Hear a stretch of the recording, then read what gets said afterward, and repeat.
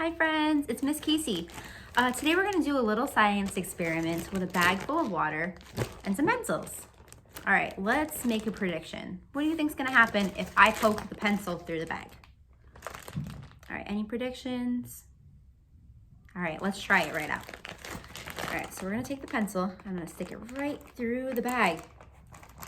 Can you guys see that? It's right through the bag and nothing's leaking anywhere.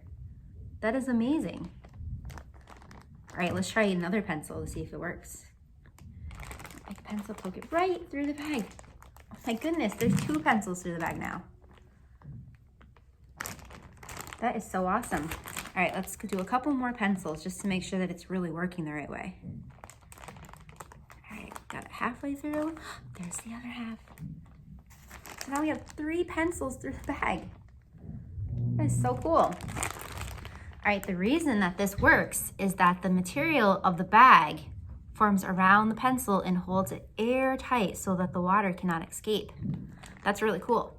Now this is something that you can try at your own house too. So you can have as many pencils as you like. You just need to get a gallon bag, fill it up with water about halfway through, and then poke through to the other side to see how awesome this comes out.